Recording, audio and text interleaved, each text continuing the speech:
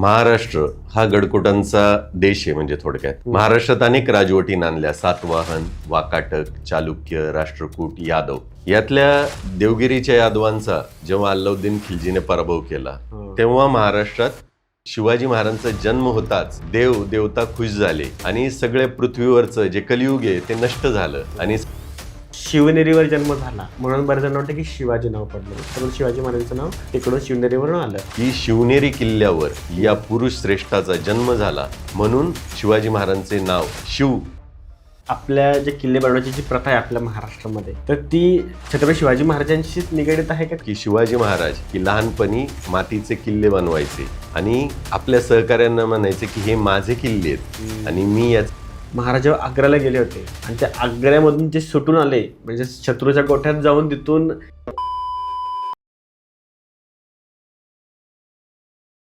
शिवजन्म अख्ख्या महाराष्ट्राचा नाही तर पूर्ण भारताचा सर्वात जो मेजर टर्निंग पॉईंट होता तो म्हणजे शिवजन्म होता. आणि आज त्याच विषयावर आपण बोलणार आहोत आणि आपले आज आपल्यासोबत गेस्ट आहेत. तर सर, पहिलं तर मी तुम्हाला रिक्वेस्ट करतो की आपले जे ऑडियन्स आहे त्यांना तुमच्याबद्दल सांगा. नमस्कार, मी डॉक्टर संग्राम इंदोरे. व्यवसायाने डॉक्टर आहे, सर्जन आहे मी. पण गेली 25-30 वर्ष मी महाराष्ट्रातील गडकोटांवर भटकंती करत आहे. जवळपास महाराष्ट्रातल्या 250 गडकोटांची भटकंती आजवर केली आहे. आणि याच प्रेमातून गडकोटांच्या मी महाराष्ट्रातील गडकोटांवरचं पहिलं कॉफी टेबल बुक गडकिल्ल्याने मी या नावाने लिहिलेलं आहे. आणि याचं इंग्रजी आवृत्ती सुद्धा आहे आपली, Maharashtra the land of forts नावाने. बरोबर. आणि छत्रपती संभाजी महाराजांवर एक राष्ट्रवीर नावाच्या ग्रंथाचा सुद्धा मी संदर्भ लेखक आहे. ओके, मस्तच. तर मग आज आपल्याला जी माहिती मिळणार आहे ती एकदम ऑथेंटिक असणार आहे आणि म्हणजे म्हणतो ना की निश्चितच. रेफरन्सेस असलेले, हो. परत लोकांना म्हणजे कादंबरी टाईप न बघता ह्या पॉडकास्टला त्यांना एक हिस्टॉरिक माहिती म्हणून ते पाहू शकतात. बरोबर ना? नक्कीच. तर आपण चालू करूया सर. मग आता शिवजन्म जो आहे, तर मग शिवजन्माची सर पार्श्वभूमी काय होती? म्हणजे लोकांना शिवजन्म माहिती आहे, शिवनेरी माहिती आहे, पण त्याच्या आजूबाजूला बऱ्याच काय काय गोष्टी घडल्या होत्या, घटना घडल्या होत्या. महाराष्ट्र हा गडकोटांचा देश आहे. म्हणजे थोडक्यात महाराष्ट्रात अनेक राजवटी नांदल्या. सातवाहन, वाकाटक, चालुक्य, राष्ट्रकूट, यादव. यातल्या देवगिरीच्या यादवांचा जेव्हा अल्लाउद्दीन खिल्जीने पराभव केला तेव्हा महाराष्ट्रात सुलतानी राजवट म्हणजे मुस्लिम राजवटीचा उदय झाला. आणि नंतर महाराष्ट्र देश म्हणजे परचक्रात सापडला. महाराष्ट्रात सुलतानी राजवट सुरू झाली आणि जी जुलमी सुलतानी राजवट होती. बरोबर. त्यामुळे महाराष्ट्राला वालीच कोण उरला नाही देवगिरीच्या यादवांचा पराभव झाल्यानंतर. म्हणजे सगळी रयत ही सुलतानांची चाकरी करत जगत जगत मरत होती, मरत मरत जगत होती. म्हणजे या रयतेचं गाराणं ऐकायला म्हणजे देव सुद्धा त्यावेळेस गाभाऱ्यात नव्हते असं म्हणतात. म्हणजे या रयतेला वाली कोण उरला नव्हता. म्हणजे आपण भगवद्गीतेत श्लोक आहे की यदा यदा हि धर्मस्य ग्लानिर्भवती भारत अभ्युत्थानं धर्मस्य तदात्मनं सृजात्म्यहम्. पुढे ते परित्राणायाचं साधूनाम विनाशायचं दृक्षताम धर्म संस्थापनार्थाय संभवामी युगे युगे. म्हणजे जेव्हा या पृथ्वीवर धर्माची हानी होते, धर्माला ग्लानी येते, अधर्म वाढू लागतो सगळीकडं, त्यावेळी मग भगवंत प्रगट होतात. आणि ते कशासाठी प्रगट होतात की साधू लोकांच्या उद्धारासाठी. आणि जी सगळी दुष्कर्म पाप चालले त्याचं नाहीसं होण्यासाठी प्रत्येक युगात देव जन्म घेतो. तेच झालं. आणि जिजाऊंच्या पोटी 19 फेब्रुवारीला शिवाजी महाराजांचा जन्म झाला. म्हणजे याचं तुला एक मी उदाहरण देतो. कविभूषण ज्याने शिवाजी महाराजांवर शिवराज भूषण नावाचं काव्य लिहिलंय, तर त्या कविभूषणात असं म्हणतो की उदित होत शिवराज के मुदित भय द्विज देव कलियुग हट्ट्यो मेट्टो सकल म्लेंछन को अहमेव. म्हणजे शिवाजी महाराजांचा जन्म होताच देव देवता खुश झाले आणि सगळे पृथ्वीवरचं जे कलियुग आहे ते नष्ट झालं. आणि सगळे जे म्लेंछ आहे म्हणजे जे परकीय आहेत त्यांचा सगळ्यांचा अहंकार नष्ट झाला असं कविभूषण म्हणतोय. कविभूषण पुढं असं म्हणतोय की दशरथ राजा राम भाऊ वसुदेव के गोपाल सोई प्रगट्यो साहिके श्री शिवराज भूपाल. याचा मी तुला अर्थ सांगतो की जसं दशरथाला प्रभू रामचंद्र झाले, वसुदेवाला जसे श्रीकृष्ण झाले, तसे शहाजी राजांना शिवाजी महाराज झाले. बरोबर. असं सुंदर वर्णन केले कविभूषणाने. बरोबर. पण मग आता लोकांना माहिती आहे शिवजन्म माहिती आहे, 19 फेब्रुवारी लोक ते सेलिब्रेट पण करतात. पण आता शिवनेरीवर जन्म झाला म्हणून बरेच जण वाटतं की शिवाजी नाव पडलं, म्हणजे छत्रपती शिवाजी महाराजांचं नाव तिकडून शिवनेरीवरून आलं. तर मग त्याचा आपल्याला इतिहास माहिती करून घ्यायचा होता की नक्की काय त्याच्या मागची कहाणी आहे. नाही, निश्चितच शिवनेरी किल्ल्यावर शिवाजी महाराजांचा जन्म झाला म्हणून त्यांचं नाव शिवाजी नाव पडलं. आणि याला ऐतिहासिक पुरावा पण आहे. शिवाजी महाराजांच्या काळात जो एकमेव संदर्भ म्हणजे हे शिवभारत नावाचा ग्रंथ आहे, परमानंदांनी लिहिलाय. तर त्याच्यातच परमानंदांनी असं म्हटले की अतः शिवगिरी मूर्ध्ने जातः स पुरुषोत्तमा ततः प्रसिद्ध लोके अस्य शिवे इति विधेयते. ओके. म्हणजे याचा तुला मी अर्थ सांगतोय श्लोकाचा, की शिवनेरी किल्ल्यावर या पुरुष श्रेष्ठाचा जन्म झाला म्हणून शिवाजी महाराजांचे नाव शिव हे नाव सगळीकडे प्रसिद्ध झाले. बरोबर. आता मी तुला एक सांगतो की परमानंद काय म्हणतो की शिवाजी महाराजांचं नाव शिव आहे. जी जे आहे ना पुढचं ते आदरार्थी आहे. ओके. म्हणजे त्या काळी शिवाजी हे नाव आदरार्थी होतं. शिवाजी महाराजांच्या वडिलांचं नाव शहा आहे, ते जी आदरार्थी, शहाजी, येसाजी, दादोजी, तानाजी ही सगळी ती उदाहरणे. जी हे त्या काळी आदरार्थी असायचं. शिव नाव होतं ऍक्च्युअल. बरोबर. आणि मग आता हे तर नावाविषयी झालं, तर पण लोक तर शिवाई देवीचं पण सांगतात ना की मंदिराचं. जिजाऊंनी शिवाई देवीला नवस केलंच असणार आहे. जिजाऊ जेव्हा गर्भवती होत्या त्यावेळेस त्यांना डोहाळे काय पडायचे ओके. की त्यावेळेस त्यांना असं वाटायचं की हत्ती घोडे किल्ल्यांवर आरोहण करावं, शुभ्र वस्त्राखाली म्हणजे सुवर्ण सिंहासनावर स्थिर बसावं, नंतर धनुष्यबाण भाला हे शस्त्र चालवावी, बरोबर. नंतर दान करावी, मोठमोठी दान करावी, धर्मस्थापना करावी. असं जिजाऊंचे जे डोहाळे आहेत त्याचं वर्णन सभासद बकरीत आलेलं आहे. बरोबर. आणि तो शिवभारत जो आहे तो स्वतः छत्रपती शिवाजी महाराजांनी लिहून घेतला होता ना. लिहून घेतलं. हो. म्हणजे सर्वात ऑथेंटिक म्हणायचं होतं, त्यांनी स्वतः सांगितलंय म्हटल्यावर ते तर ऍक्च्युअल रेफरन्सच त्यामध्ये आला. पण आता लोकांना फक्त म्हणजे छत्रपती शिवाजी महाराज, जिजाऊ आणि त्यांचे वडील तर एवढं सगळं माहीत आहे. पण त्याच्या पलीकडे अजून त्यांच्या फॅमिलीमध्ये पण लोकांना कन्फ्युजन असतं की कोण आहे, काय आहे, कसं होतं. आता शिवाजी महाराजांचे आजोबा मालोजीराजे भोसले, त्यांचं मी तुम्हाला सांगतो की ते वेरूळचे पाटील होते. ओके. आणि वेरूळच्या जे घृष्णेश्वराचं महादेवाचं मंदिर आहे त्याचा त्यांनी जीर्णोद्धार केला होता. शिवाय साताऱ्याचं जे शिखर शिंगणापूर हे महादेवाचं मंदिर आहे, तर तिथं भाविकांसाठी त्यांनी तलाव बांधल्याची नोंद आहे मालोजीराजे भोसलेंनी. मस्त. आणि मालोजीराजे भोसलेंचं सुद्धा कविभूषणाने वर्णन केलंय. तो असं म्हणतो की सदा दानम करवान में जाके अनन अंब साही निजाम सखा भयो दुग्ग देवगिरी खंब. म्हणजे की हे जे मालोजी राजे आहेत ते देवगिरीचे जो निजाम आहे त्यांचे मित्र आहेत. आणि कसे मित्र आहेत की ते देवगिरीच्या किल्ल्यावर तुम्ही जो स्तंभ पाहिला असेल तो जसा आढळे तसे ते निजाम शहासोबत आढळ उभे आहेत. आणि ते कायम दान करत असतात. त्यांच्या तोंडात कायम असं म्हणजे ते जे याचक आहेत त्यांना भरभरून देतात. असं मालोजीराजे भोसलेंचं कविभूषणाने वर्णन केलंय. नंतर संभाजीराजेंनी सुद्धा मालोजीराजे भोसलेंचं वर्णन केलंय त्यांच्या दानपत्रामध्ये. त्यांनी एक बाकरे शास्त्री पंडित यांना दानपत्र लिहिले, त्याच्यात सुद्धा मालोजीराजे भोसलेंचं वर्णन केलंय. नंतर मालोजीराजे भोसलेंना शिवाजी महाराजांचे वडील शहाजीराजे, ही शहाजीराजेंचं वर्णन तर खूप सुंदर आहेत म्हणजे वेगवेगळ्या संदर्भ ग्रंथात. शहाजीराजांवर जयराम पिंडे नावाचा कवी आहे, त्यांनी राधा माधव विलास चंपू नावाचा ग्रंथ लिहिलाय. याच जयराम पिंडेनी शिवाजी महाराजांवर पर्नाल पर्वत ग्रहणाख्यान नावाचं काव्य लिहिलंय. ओके. तर हा जो जयराम पिंडे तो शहाजीराजे म्हणजे शिवाजी महाराजांच्या वडिलांचं वर्णन करताना खूप सुंदर वर्णन करतोय. तो असं वर्णन करतोय की जयदेव विरंचिको पूछत रही कहो सृष्टी रची रखे कोण कहा ससिओ रवि पूरब पश्चिम लो तुम सोय रहो सिर सिंधु महा उत्तर दक्षिण रक्षण को इत शहाजू हे उत शहाजा. आता मी तुला याचा अर्थ सांगतो.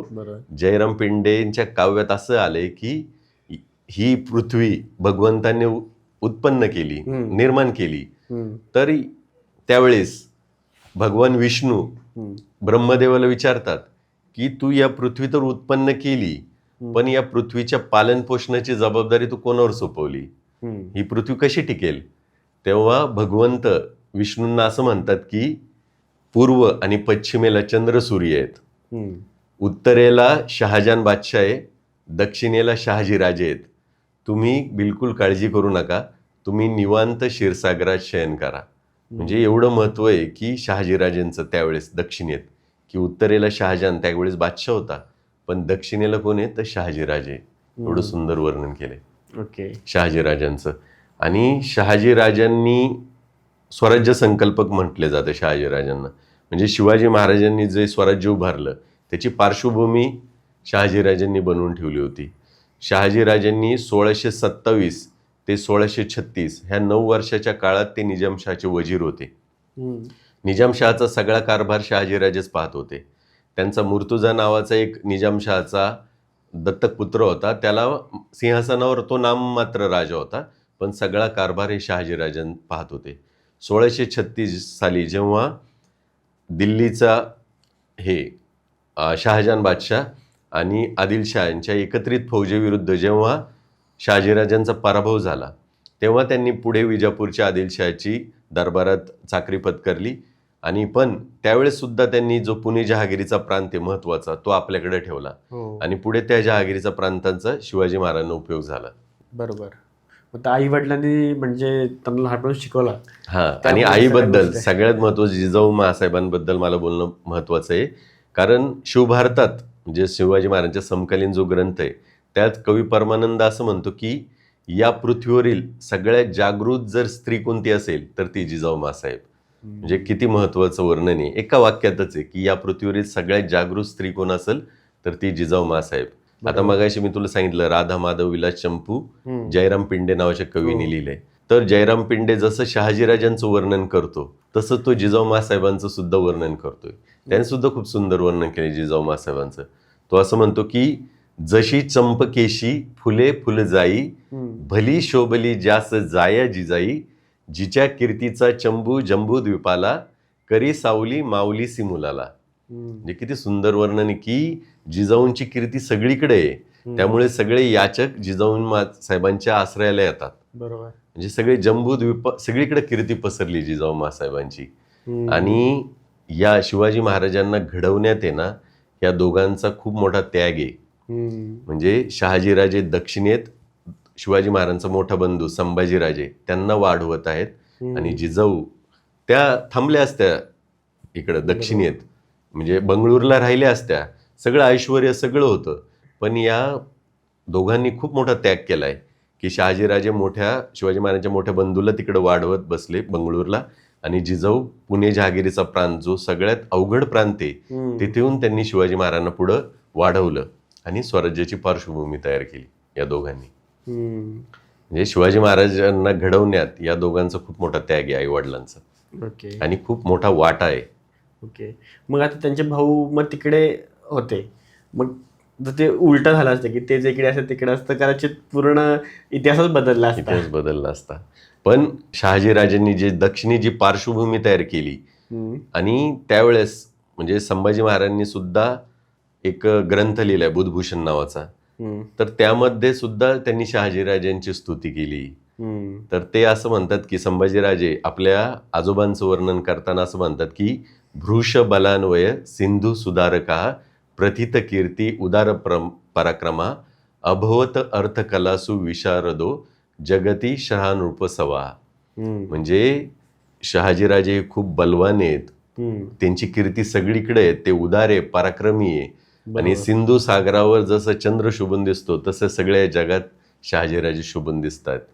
त्यांनी जे मगाशी म्हटलं होतं बाकरे शास्त्री नावाच्या एक पंडिताला दानपत्र लिहिले संभाजी महाराजांनी, तर त्या दानपत्रात सुद्धा ते शहाजीराजांचा उल्लेख हे हैंदव धर्म जीर्णोद्धारण धृतमत असं करतात. म्हणजे दक्षिणेत जो हिंदू धर्माचा जीर्णोद्धार जर कोणी केला असेल, उद्धार कोणी केला असेल, तर तो शहाजीराजांनी. म्हणजे शिवाजी महाराजांना पुढची दक्षिण दिग्विजय जो शिवाजी महाराजांनी केला त्याच्यावर पुढे येऊच आपण, पण त्याची पार्श्वभूमी ही शहाजीराजांनी त्यांच्यासाठी बनवून ठेवली होती दक्षिणेत. बरोबर.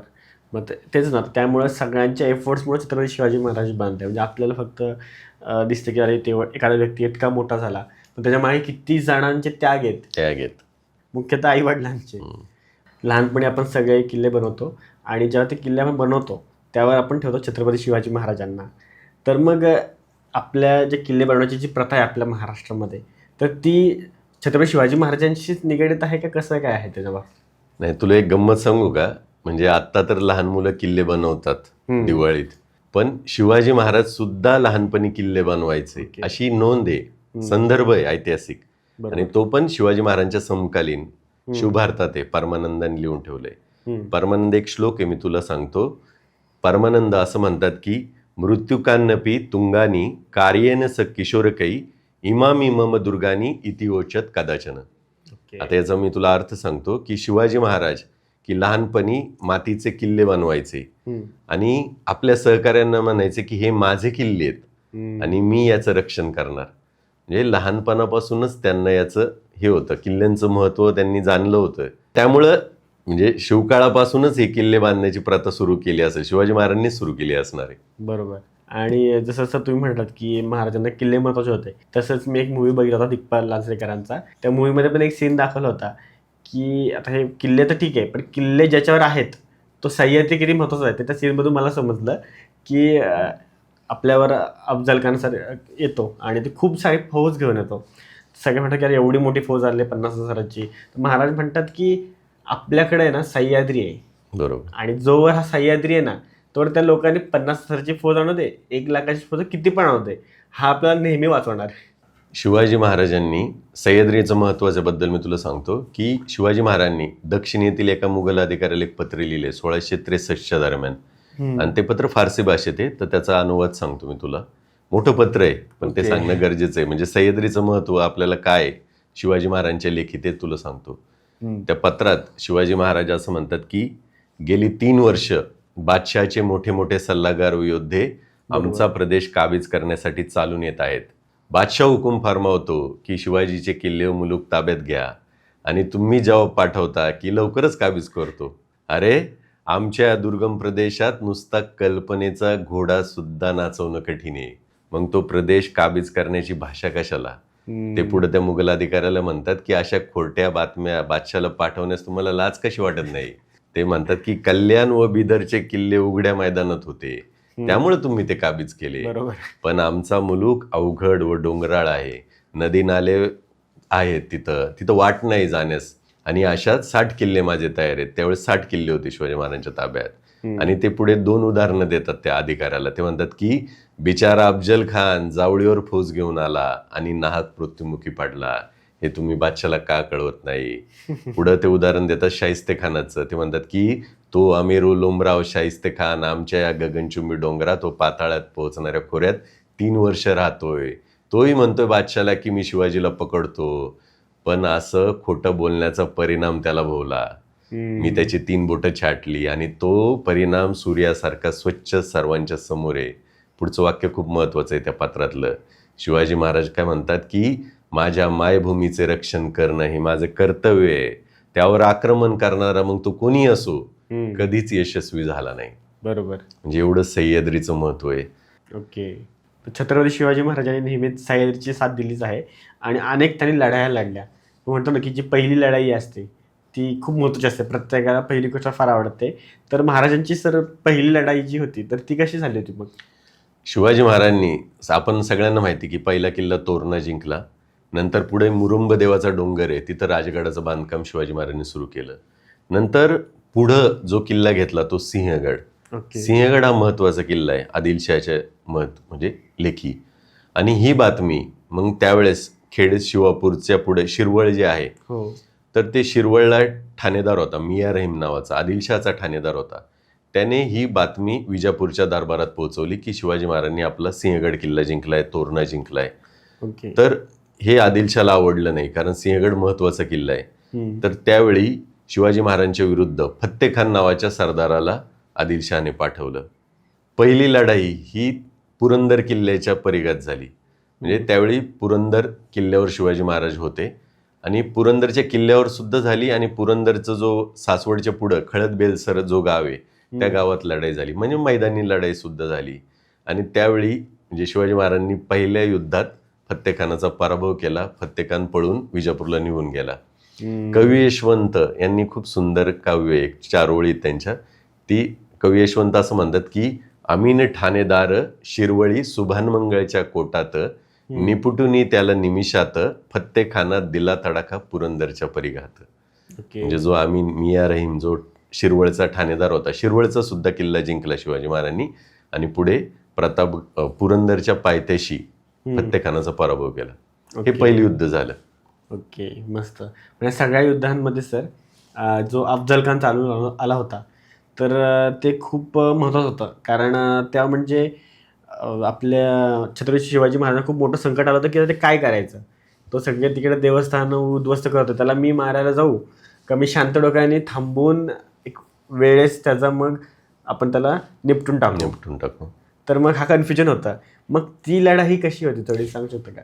फारसी भाषेतला शिक्का आहे, त्याच्यात अफजल खानाचा शिक्का असा आहे सांगतो की त्या शिक्क्यात असं म्हटलंय, गर अर्ज कुनद सिपहर अला फजला व फुजल अफजल अजहर मुलकी बजाय तस्बी आवाज आहे अफजल अफजल आवाज आहे अफजल अफजल. आता मी तुला याचा अर्थ सांगतो की त्या शिक्क्यामध्ये असं सांगितलं की जर उच्च आकाशाने विचारलं की या जगात सगळ्यात उत्कृष्ट योद्धा कोण आहे, तर देवदूत ईश्वराच्या स्तुतीऐवजी म्हणतील की अफजल सगळ्यात उत्कृष्ट योद्धा आहे, अफजल सगळ्यात उत्कृष्ट. म्हणजे प्रचंड घमेंडी अहंकारी होता. आणि शिवाजी महाराजांनी मग त्याला युक्तीने बरोबर प्रतापगडाच्या पायथ्याशी खेचून आणला आणि त्याचा सगळा माज उतरवला आणि 10 नोव्हेंबर 1659 रोजी शिवाजी महाराजांनी अफजल खानाचा वध केला प्रतापगडाच्या पायथ्याशी. खरंय. म्हणजे तर समजलं मग जगाला की म्हणजे कोण मोठा आहे. आणि तुला एक सांगतो, जोपर्यंत अफजल खानाचा वध ही मराठ्यांच्या इतिहासातली खूप मोठी गोष्ट आहे. म्हणजे तोपर्यंत जे शिवाजी महाराजांची ओळख होती ही शहाजीराजांचा पुत्र अशीच होती. म्हणजे सगळे इंग्रजांच्या पत्रात सुद्धा असं आहे शहाजीराजांच्या मुलाने असंच वर्णन आहे. पण जेव्हा अफजल खानाला मारलं तेव्हा अख्ख्या भारताने किंवा जगभराने शिवाजी महाराजांची दखल घेतली. म्हणजे शिवाजी महाराजांचा आत्मविश्वास 100 पटीने दुणावला. म्हणजे हे जे खूप महत्वाची गोष्ट आहे अफजल खान वध हे शिवाजी महाराजांच्या याच्यामध्ये बरोबर पूर्ण कलाटणी देशाच्या राजकारणाला किंवा देशाच्या इतिहासाला जर कलाटणी कोणत्या प्रसंगाने जर झाली असेल तर ती अफजल खान वधाने. तर त्या अफजल खानाचं वधवरून मी तुला एक सांगतो, अजून एक खूप सुंदर वर्णन सभासद बखरीमध्ये केले. सभासद बखर अफजल खान वध प्रसंगाचं वर्णन करताना असं म्हणतो की मागे कौरवांचा क्षय पांडवी केला, तेव्हा ऐसा वीरावीरात झगडा झाला, खासा खान राजियांनी एकांगी करून मारला. अफजल खान सामान्य नव्हे केवळ दुर्योधन जातीने, अंगाने बळाने तैसाच दुष्टबुद्धीने तैसाच. जसा एकले भीमाने दुर्योधनाला मारले तसेच शिवाजी राजाने अफजलाला मारले. हे कर्म सामान्य मनुष्याचे नव्हे, अवतारी होते म्हणूनच हे कर्म केले. किती सुंदर वर्णन केलं अफजल खान वधाचं. हो खरंच.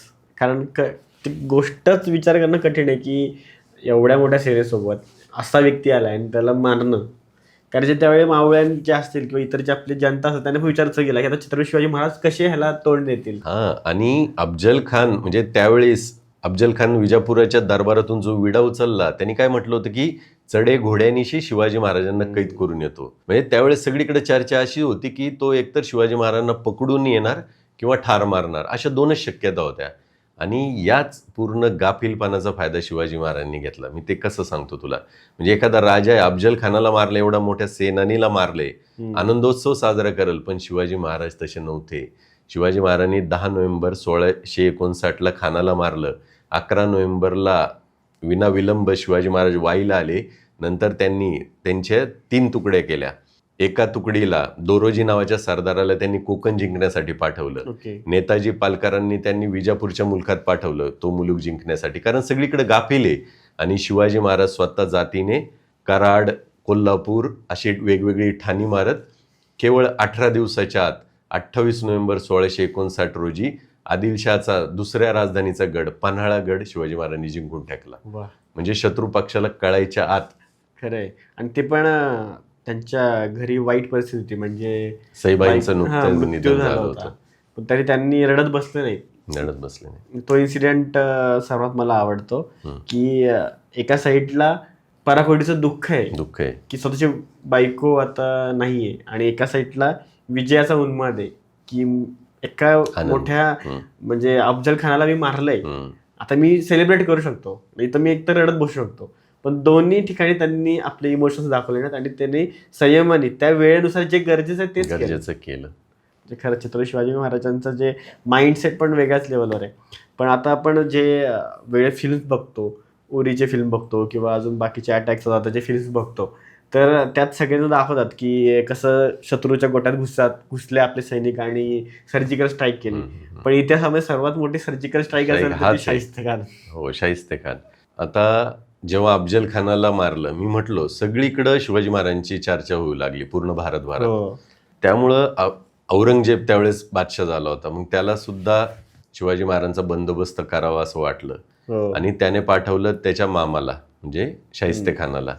सभासद बकरीमध्ये शाहिस्ते खान सामान्य नाहीये. शाहिस्ते खान सुद्धा सभासद त्याचं वर्णन करताना असं म्हणतो की बादशाची जणू दुसरी प्रतिमाच, म्हणजे जणू दुसरा बादशाच शाहिस्ते खान. आता मी तुला एक सांगतो गंमत की शाहिस्ते खान इथं पुण्याच्या जवळ आला तो आणि चाकणचा जो संग्राम दुर्ग नावाचा भुईकोट किल्ला आहे तो छोटासा भुईकोट, त्याच्याकडे लाखभराची फौज असणार तरी तो भुईकोट जिंकायला त्याला जवळपास 2 महिने लागले. आणि नंतर त्याला कळालं की या भुईकोटानेच आपल्याला एवढं झुंजवलंय तर शिवाजी महाराजांचे जे गिरिदुर्ग आहेत पुरंदर, सिंहगड, राजगड, तोरणा हे तर आपण लवकर जिंकूच शकत नाही. त्यामुळे त्यांनी गिरिदुर्गांचा नाद सोडून दिला आणि तो पुण्यात ठाण मांडून बसला, मस्त आराम करत बसला. तुला एक गंमत सांगतो की नामदार खान नावाचा त्याचा भाचा आहे, तो भेटतो शाहिस्ते खानाला येऊन. तो म्हणतो की मामूजान आपण नुसतं जेवणावळी झाडतो इथं, निवांत थांबतो आपण. तो म्हणतो की तुम्ही मला हुकूम द्या, मी शिवाजीला पकडून आणतो, असं नामदार खान म्हणतो. तेव्हा शाहिस्ते खान म्हणजे ही मुघलांची मनोवृत्ती सांगतो मी तुला. शाहिस्ते खान त्याला भाच्याला काय म्हणतोय की भांजे तू तुझ्या जवानीच्या जोशात बोलतोय, जर आपण शिवाजीला पकडलं तर या बादशाला दक्षिणेत कोण शत्रू राहणार नाही.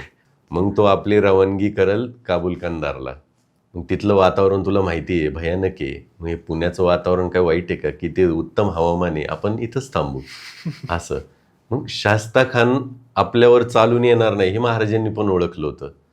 आता मी तुला अजून एक उदाहरण देतो. शिवाजी महाराजांनी जसं अफजल खानाला आपल्याकडे आणलं, आता शिवाजी महाराजांना माहिती होतं की शाहिस्ते खान आपल्याकडे येणार नाही. शिवाजी महाराजांनी जे जे युद्ध नीती अवलंबली ती प्रत्येक वेळेस वेगवेगळे अवलंबली. तर त्याचं एक मी तुला खूप सुंदर वर्णन रामचंद्र पंत अहमद यांनी त्यांच्या आज्ञापत्रात केले. म्हणजे शिवचरित्राचा पूर्ण जो लेखाजोखा आहे शिवाजी महाराजांनी कसं स्वराज्य उभं केलं ते मी तुला सांगतो. आता रामचंद्र पंत अहमद ते असं म्हणतात की शिवाजी महाराजांनी कसं हे स्वराज्य उभं केलं. कोणावरी छापे घातले, कोणास परस्परे कलह लावून दिले, कोणास मित्रभेद केले, कोणाच्या डेरास शिरून मारामारी केली, कोणास एकांगी करून पराभवले, कोणास स्नेह केले, कोणाच्या दर्शनास आपणहून गेले, कोणास आपल्या दर्शनास आणले, कोणास परस्परे दगे करवले. आणि हे सगळं करून जे शक्य नाही झाले ज्यांना जिंकणे, त्यांच्या देशात जबरदस्तीने स्थल बांधून म्हणजे किल्ला बांधून पराक्रम करून त्यांना सुद्धा जिंकून घेतलं. जे जलदुर्गाश्रय म्हणजे जलदुर्ग राहतात तिथे त्यांच्या जवळ नवीन जलदुर्गच उभारून त्यांना सुद्धा पराभवले. ऐसे ज्या ज्या उपाये जो जो शत्रू आकलावा त्या त्या उपाये तो तो शत्रू पादाक्रांत करून साल्हे रहिवंतापासून चंदी कावेरी तीरापर्यंत निष्कंटक राज्य, शतावधी कोट किल्ले व कित्येक विषम स्थळे हस्तगत केली. पुढचं वाक्य खूप सुंदर आहे. ते म्हणतात की देशदुर्गादी सैन्याचे नवेच बंध निर्माण करून एकरूप अव्याहतपणे शासन चालवले, केवळ नूतन सृष्टीच निर्माण केली. म्हणजे शिवाजी महाराजांनी अशा वेगवेगळ्या प्रयत्नांनी हे सगळं स्वराज्य उभं केलंय, नूतन सृष्टी निर्माण केली. आता मी तुला म्हटलो शाहिस्ते खान शिवाजी महाराजांना माहिती होतं की तो आपण बोलवल्यावर आपल्याकडे येणार नाही. आता आपल्याला काय करावं लागलं, आपल्याला त्याच्याकडे जावं लागेल. आणि मग शिवाजी महाराजांनी निवडक साथीदारांसह लाल महालावर हल्ला केला आणि त्याची बोटं छाटली.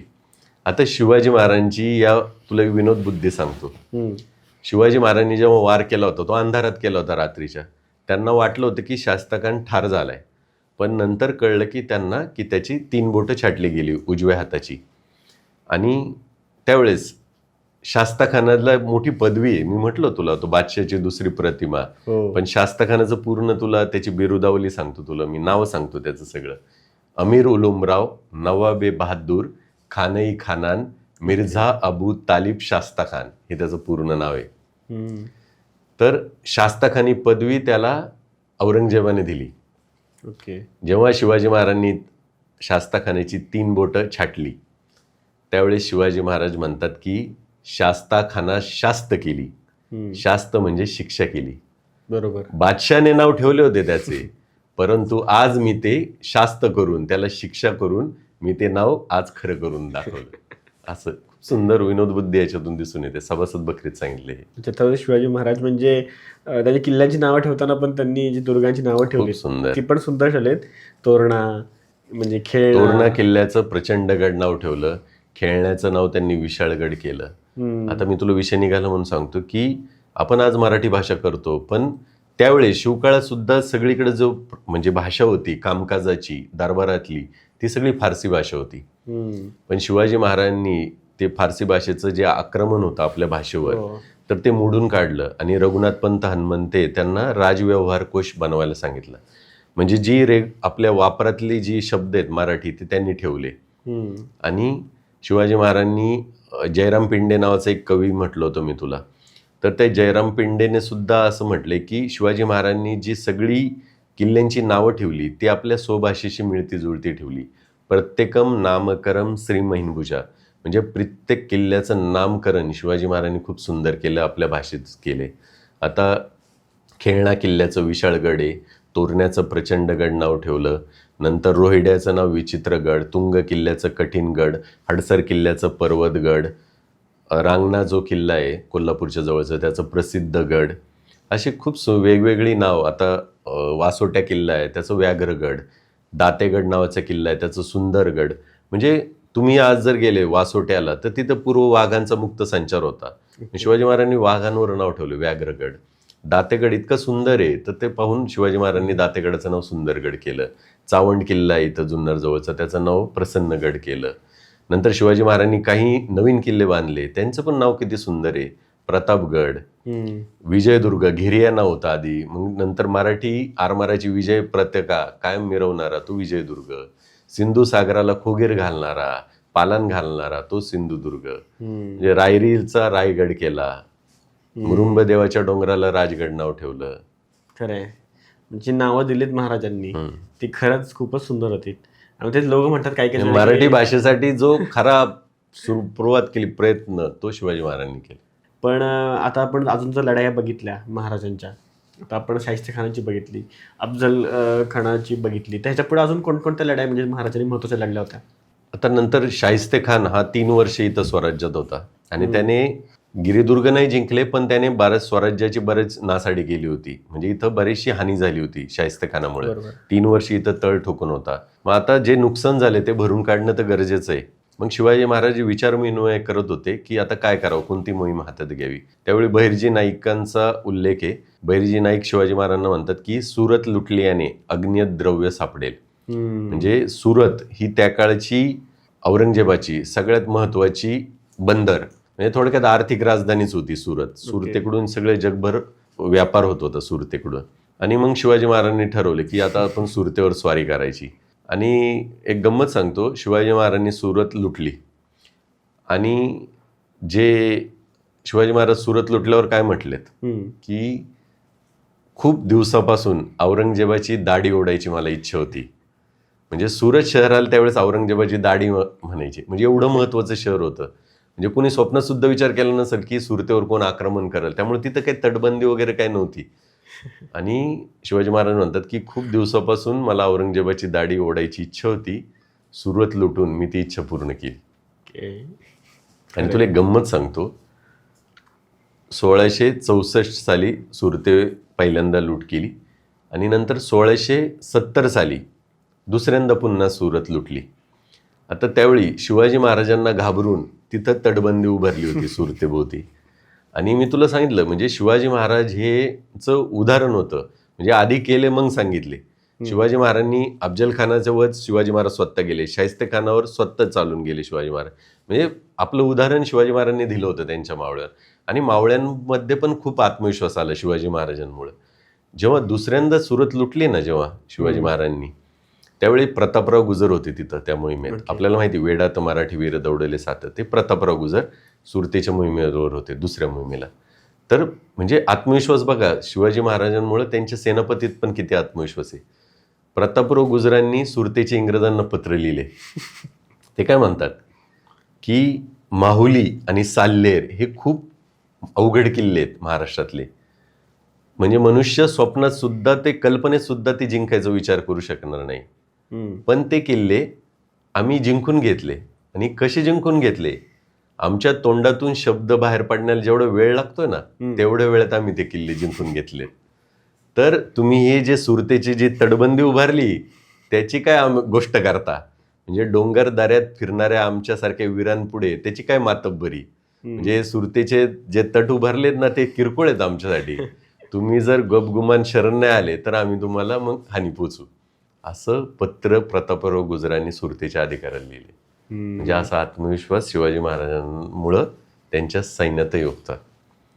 आणि ह्या सुरत लुटीचं कविभूषणाने सुद्धा खूप वर्णन केले. कविभूषण छंद आहे, सांगतो तो अवघड छंद आहे. कविभूषण असं म्हणतो की दिल्ली दलन दबाई करी शिव सर्जा निरसंक लूटलिय सुरती शहर बंक करियती डंक करी संक कुलिखल स्वच्छ चकित भरोच्च चलिय विमोच्च खजल तठ्ठई मन कठ्ठ टिकसई रठ्ठ ठिलिय सत्स दिससी रद्दत दिलेय. मी तुला याचा अर्थ सांगतो की शिवाजी महाराजांनी सुरतेवर आक्रमण केलं आणि ते असं आक्रमण काय असं नाही की डंके की चोट पे केलं. मोठमोठ्याने करणे वाजवून, नगारे वाजवून शिवाजी महाराजांनी सुरतेवर आक्रमण केलं. सुरत लुटली. त्यामुळे तिथलं जे मुघल सैन्य आहे ते गरबगडीत झालं, घाबरलं. आणि ते घाबरून पुढं त्यांचे भडोच शहर आहे जे औरंगजेबाच्या ताब्यातलं, तिकडं पळून गेलं सगळं मुघल सैन्य. आणि यामुळे औरंगजेबा खजील झाला आणि त्याची सगळीकडे छेतू झाली, त्याची फजिती झाली, असं कविभूषणाने वर्णन केलंय. आणि जेव्हा दोनदा लुटली सुरत तेव्हापासून सुरत शहरात कायमची बदसुरत झाली थोडक्यात. त्यामुळं तिथं व्यापार जवळपास बंद झाला. सगळे सत्ता तिथं परकीय लोक तिथं व्यापार करायचे. आणि सुरत शहराचं महत्त्व कमी होण्याचं कारण ते. आणि इंग्रज खूप चाणाक्ष आहे, टोपीकार सावकार. शिवाजी महाराज वर्णन करतात इंग्रजांचं की टोपीकार सावकार लबाड जात, डोळ्यातील काजळ चोरून नेतील तरी पत्ता लागू देणार नाही, असे इंग्रज आहे. आणि इंग्रजांनी सुद्धा या गोष्टीचा फायदा उठवला. त्यांनी त्यानंतर सुरतेचं महत्त्व कमी झालं. मग त्यांनी मुंबईचं थोडक्यात ब्रँडिंग सुरू केलं आजच्या काळातलं की मुंबई आमचं बंदर, तिथे या तुम्ही व्यापार करा, आम्ही तुम्हाला सुरक्षा पुरवू आणि सेफ ठेवू. म्हणजे त्या मुंबईचा जो विकास झाला तो या सुरतेच्या लुटीनंतर मुंबईचा बंदराचा विकास झाला खऱ्या अर्थाने. खरंच ते छत्रपती शिवाजी महाराजांनी जी सुरतची लढाई केली आणि सुरतला लुटून घेतलं आणि म्हणून तिकडे परत आपली इकडे मुंबई आपली तयार झाली. इंग्रजांनी मुंबईला जास्त महत्त्व दिलं कारण सुरत तर बदसुरत झालं होतं. मग त्यांना समजलं की आता आपल्याला हलायला पाहिजे दुसरीकडे. तर महाराजांनी त्यांना तिकडे दिलं की बाबा तुम्ही इथे थांबू शकता आणि इकडे तुमचे व्यवहार करू शकता. त्यामुळे आपल्या महाराष्ट्राचा पण विकास चालू झाला. आणि आपण ज्या मुंबईसाठी लढतो आता, जी मुंबई अख्ख्या महाराष्ट्राची आर्थिक राजधानी जी आहे ती जी बनली, तर ते खरंच ते आपल्या ह्या इन्सिडेंट शिवाजी महाराजांच्या त्यामुळेच आहे. खरं आहे. तर मग आता जे महाराजांचं जर आयुष्यामध्ये आपण इन्सिडेंट बघितला तर सर्वात महत्त्वाच्या इन्सिडेंटपैकी एक इन्सिडेंट असू शकतो तो म्हणजे महाराज जेव्हा आग्र्याला गेले होते आणि त्या आग्र्यामधून जे सुटून आले, म्हणजे शत्रूच्या गोठ्यात जाऊन तिथून यायचं रिटर्न, हे खूप महत्त्वाचं आणि मोठं काम होतं ते महाराजांनी केलं. जे कदाचित आत्ताच्या लोकांना जर सांगितलं तर त्यांना इम्पॉसिबल वाटेल की कदाचित दैवी शक्तीमुळेच माणूस असं करू शकतो, दुसरा व्यक्ती करूच शकत नाही. शिवाजी महाराज आपल्याला माहिती आहे की रामसिंहाबरोबर आग्र्याच्या दरबारात जातात आणि मुद्दामून औरंगजेब त्यांना वाईट वागणूक देतो. आणि जेव्हा शिवाजी महाराजांना मागच्या रांगेत उभं केलं जातं तेव्हा ते पाहतात समोर, अरे आपल्या समोर जसवंतसिंह उभा आहे. हा तोच जसवंतसिंह जो सिंहगडाच्या पायथ्याशी आपल्याला मावळ्यांना घाबरून पाठ दाखवून पळून गेलाय. शिवाजी महाराजांना हे सहन होत नाही. आणि त्यावेळी औरंगजेबाच्या दरबारात एक पद्धत होती की नजर बर कदम, म्हणजे तुमची नजर आहे ना ती पायापाशी पाहिजे आणि तुम्हाला काही बोलायचं तर एकदम हळू आवाजात आणि समोर कापड ठेवून बोलायचे, अशी प्रथा होती. तर अशा या दरबारात कोणाची हिंमतही नसायची काही बोलायची. मग शिवाजी महाराजांना हा अपमान सहन नाही झाला. शिवाजी महाराज रामसिंहाला काय म्हणतात, खूप महत्त्वाचं वाक्य आहे. शिवाजी महाराज म्हणतात की रामसिंग तुम देखा, म्हणजे तुला पाहिलं, तुम्हारा बाप देखा, म्हणजे मिर्झा राजेंनाही पाहिलं, तुम्हारा पातशाह देखा, राम सिंह तुम देखा, तुम्हारा बाप देखा, तुम्हारा बादशाह देखा, मैं तुम्हारी मनसब छोड्या, चाहे मेरा सर काट के लेके जाओ तो भी चलेगा, मैं बादशाह की हुजरी नाही करता. म्हणजे किती महत्वाचं वाक्य आहे की माझं सर जरी म्हणजे माझं मस्तक जरी कापून नेलं तरी चालेल, पण मी या बादशाहला हुजरीगिरी करणार नाही. आणि याला स्वाभिमान म्हणतात. म्हणजे तुम्ही विचार करा, 22 सुभ्यांचं औरंगजेबाचं साम्राज्य, त्याचा दरबार, समोर 6-7 हजार मनसबदार उभे, अनेक राजे उभे, तिथं महाराष्ट्रातला वाघ येतो काय, आणि ज्या दरबारात नजरभर कदम किंवा समोर असं हळू आवाजात बोलण्याची तिथं सिंहगर्जना करतो काय. ही घटना खूप रोमांचकारी, इतकी की म्हणजे ही महाराष्ट्राच्या नव्हे तर असं सुवर्णाक्षरात लिहिण्यासारखी ही घटना आहे. आणि त्याला स्वाभिमान म्हणतात.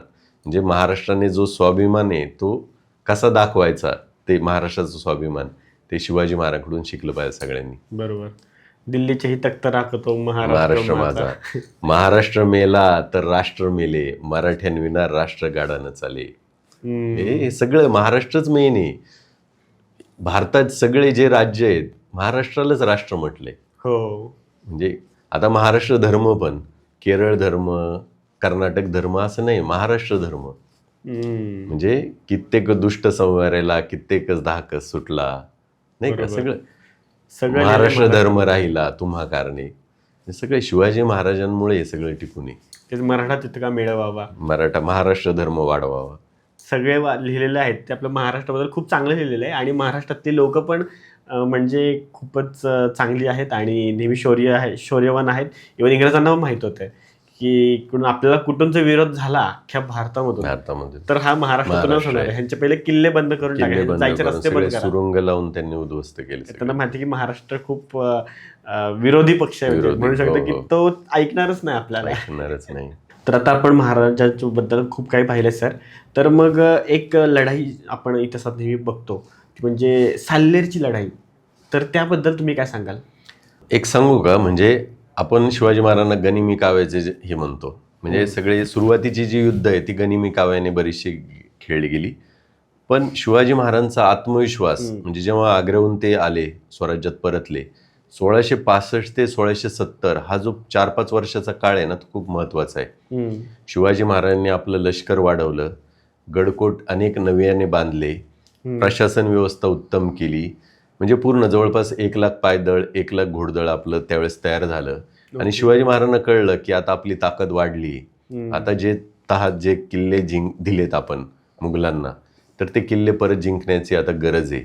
आणि मग सुवर्ण जे श्री गणेश आहे तो सिंहगड किल्ल्याने केला. तानाजी मालुसरे यांनी बलिदान देऊन सिंहगड स्वराज्यात आणलं. नंतर पुढं हेच धडाकाच सुरू केला शिवाजी महाराजांनी, सगळे किल्ले जिंकायचा. आणि त्याच्यात साल्हेर किल्ला जिंकला शिवाजी महाराजांनी. आणि त्या साल्हेरच्या परिसरात पुढं युद्ध झालं. आणि ते मैदानी युद्ध आहे.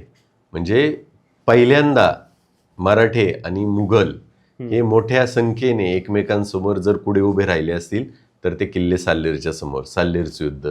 छत्रपती शिवाजी महाराजांच्या एवढ्या लढाया आपण बघितल्या, तर मग ह्या लढायांमध्ये ठीक आहे, छत्रपती शिवाजी महाराज आपल्याला वेगवेगळे पराक्रम करताना दिसले. मग त्यांच्याबद्दल असं लढाईबद्दल त्यांच्या काही लिहिलेलं आहे की ते कसे होते, कसे लढाईला जायचे वगैरे?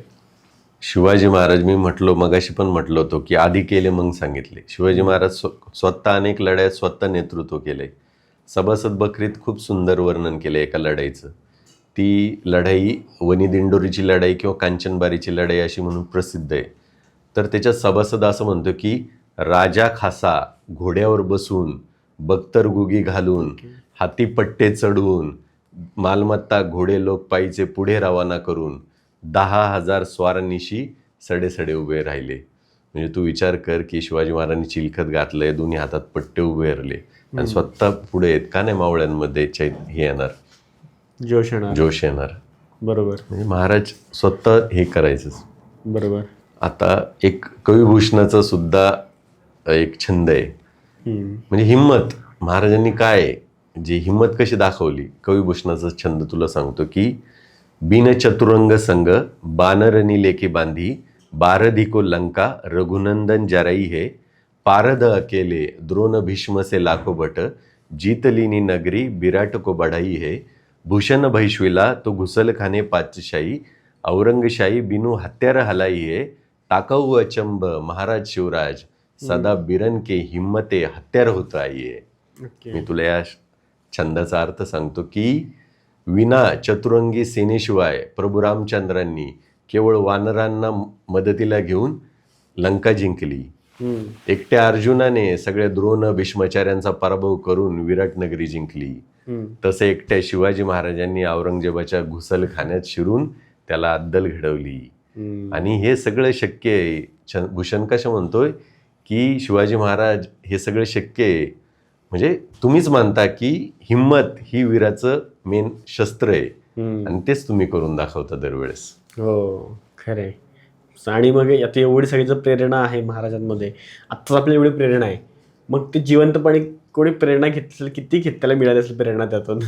शिवचरित्र म्हणजे शिवाजी महाराजांच्या हयातीतच खूप जणांनी शिवाजी महाराजांकडून प्रेरणा घेतली. मुघलांविरुद्ध कसं लढावं. एक उदाहरण सांगतो मी तुला. ओके. छत्रसाल बुंदेला राजा, हम्म. आपल्याला माहिती आहे बुंदेलखंडातले. तर ज्यावेळी पुरंदरचे मिर्झा राजेच्या जयसिंहाच्या सैन्यासोबत होते, ते म्हणजे औरंगजेबाची चाकरी करत होते. छत्रसाल बुंदेला शिवाजी महाराजांना भेटले. हे छत्रसाल बुंदेला बुंदेलखंडाचे युवराज होते त्यावेळेस हम्म. आणि ते औरंगजेबाची चाकरी करत होते. ते शिवाजी महाराजांना भेटतात आणि म्हणतात की मला तुमच्या सैन्यात नोकरी करायची आहे. हम्म. शिवाजी महाराजांनी माहिती होतं की ही युवराज आहेत. हम्म. शिवाजी महाराज त्यांना म्हणतात की तुम्ही माझ्या सैन्यात नका राहू, कारण तुम्ही जरी पराक्रम गाजवला तर ते माझं नाव होईल. तुमचं स्वतःचं काय, तुम्ही युवराज आहे. शिवाजी महाराजांनी त्यांना उपदेश केला छत्रसाल बुंदेलाला. शिवाजी महाराज त्यांना म्हणतात की तुम्ही क्षत्रियांचे मुकुटमणी आहात. ओके. तुम्ही तुमच्या मायभूमीत जा, म्हणजे बुंदेलखंडात जा. तुमच्या मायभूमीला स्वतंत्र करा. हम्म. तुमच्या अंतःकरणात श्रीकृष्ण साठवा. तुम्ही हातात तलवार घ्या, मुघलांच्या माना कापून टाका. रणांगणावर युद्ध करताना तुम्ही जर मृत्यू पावाल तर तुम्ही सूर्यमंडळ भेदून जाल, पण जर या युद्धात तुम्ही मुघलांविरुद्ध जिंकले तर या सगळ्या जगाचे तुम्ही धनी व्हाल. हम्म. आणि असा उपदेश करून शिवाजी महाराजांनी छत्रसाल बुंदेलांना तलवार भेट म्हणून दिली स्वतःची. ओके. आणि या छत्रसाल बुंदेला नंतर बुंदेलखंडात गेले आणि त्यांनी मुघलांविरुद्ध लढून बुंदेलखंड स्वतंत्र करून घेतलं. मस्त. आणि एक तुला अजून एक वाक्य मला सांगावंसं वाटतंय. छत्रसाल बुंदेलांच्या समाधी स्थळावर वाक्य लिहिलेलं आहे ओके. की शिवाजी के पीछे हुआ बुंदेला बुलवान, हम्म. प्राणनाथ का शिष्य छत्रसाल गुणवान. म्हणजे शिवाजी महाराजांच्याकडून प्रेरणा घेऊन हो. हा छत्रसाल बुंदेला बलवान झाला. तर अख्खा महाराष्ट्र आपला घेतो छत्रपती शिवाजी महाराजांकडून प्रेरणा. आणि इव्हन आपण त्याचा गर्व पण दाखवतो की दिल्लीचे ही तख्त राखतो महाराष्ट्र माझा. तर मग हे जे वाक्य आहे, तर मग खरंच छत्रपती शिवाजी महाराजांना म्हणजे दिल्ली जिंकायची त्याची इच्छा होतीच का, की आपण दिल्लीवर तख्त आपलं ठेवायचंच? नक्कीच. मी तुला एक 3-4 उदाहरणं देतो याची, की शिवाजी महाराजांना वय जर म्हणजे अजून आयुष्य मिळालं असतं तर निश्चितच दिल्ली जिंकली असती शिवाजी महाराजांनी. एक 3-4 उदाहरणं देतो. ॲबे कॅरे नावाचा एक फ्रेंच प्रवासी भारतात आला होता. तर त्याने असं, शिवाजी महाराजांच्या काळात आला होता तो, तर त्याने असं लिहून ठेवले की शिवाजी महाराजांना सिंधू नदीच्या उगमापासून बंगालच्या उपसागरापर्यंत सगळा मुलूक जिंकायचा होता. ओके. एक दुसरं उदाहरण देतो मी तुला.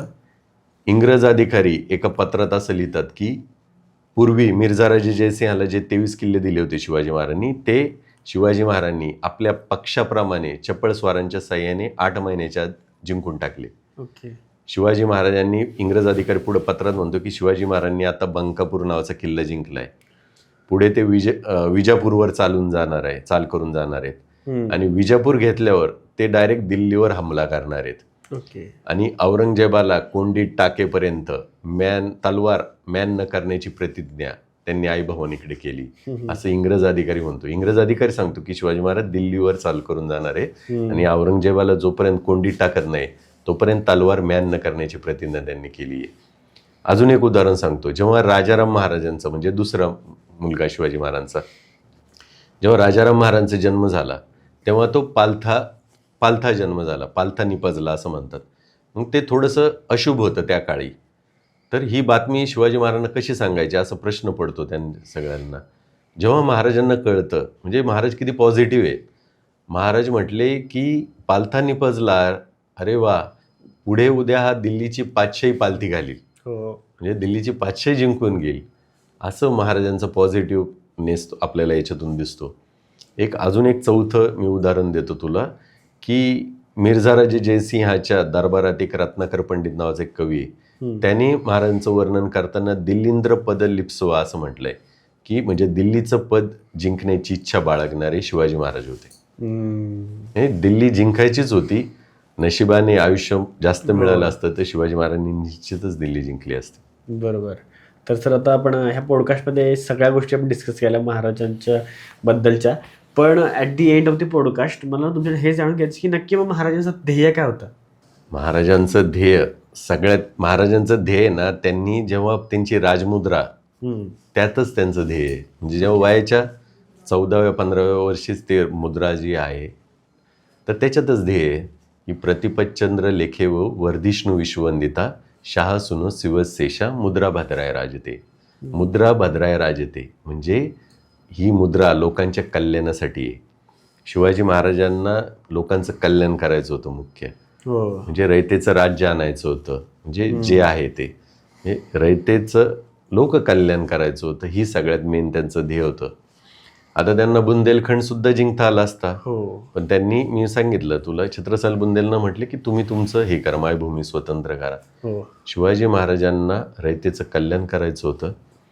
अजून एक मी तुला सांगतो की शिवभारतातलं एक शेवट करू आपण. शिवभारतात एक श्लोक आहे. शिवभारतात असं सांगितलंय, महाराष्ट्र जनपदस्थानी तत समाश्रयत अन्वर्थायन भवता समृद्ध जनतान्विता. 2 ओळींचाच श्लोक आहे, पण त्याचा अर्थ खूप महत्वाचा आहे. त्याच्यात शिवभारतात कवी परमानंद असं म्हणतो की केवळ शिवाजी महाराजांमुळे या महाराष्ट्रातली जनता समृद्ध झाली, लोकांचा विकास झाला, आणि शिवाजी महाराजांमुळेच या महाराष्ट्राला जे महान राष्ट्र महाराष्ट्र म्हणतात ते नाव सार्थक झालं. किती सुंदर वर्णन आहे. हो, खरंय. तर एकदम म्हणजे हा पॉडकास्ट खरंच जो बघणार आहे त्याला खूप इन्स्पिरेशन मिळणार आहे. अजून एक तुला मला सांगायचं की शिवाजी महाराजांच्या वेळी सगळी रयत सुखी होती. शिवाजी महाराज म्हणायचे की रयतेच्या भाजीच्या देठालाही धक्का नाही लावायचा, विना मोबदला तुम्ही काही घ्यायचं नाही, आणि भरभरून मिळत होतं शिवाजी महाराजांकडून. म्हणजे एक कविभूषणाचाच छंद आहे की जर देव प्रसन्न झाला इथल्या रयतेला तर ते रयतेला विचारलं देवाने की तुम्ही काय मागाल, तर रयत काय म्हणाल, व्यापारी जहाज के न राजा भारी राज के, अरे भिकारी कीजिए हमें महाराज शिवराज के. म्हणजे तुम्ही आम्हाला एखाद्या देशाचा राजा नका करू किंवा एखादा मोठा व्यापारी नका करू, आम्हाला शिवाजी महाराजांच्या दरबारातले याचक कर, असं रयत म्हणून. किती सुंदर आहे, ह्याच्यातच खरं आहे. बरोबर. म्हणजे महाराज तर एकदम ग्रेट होतेच, आणि इव्हन अजून पण त्यांची ग्रेटनेस आहेच. आणि आय होप हा पॉडकास्ट बघून लोक खूप इन्स्पायर होतील, त्यांना अजून आपल्या महाराष्ट्राविषयी आपल्या देशाविषयी जास्त गोष्टी करण्याची इच्छा येईल. तर धन्यवाद सर, तुम्ही आमच्या पॉडकास्ट चॅनल आलात आणि लोकांना गाईड केलात. धन्यवाद.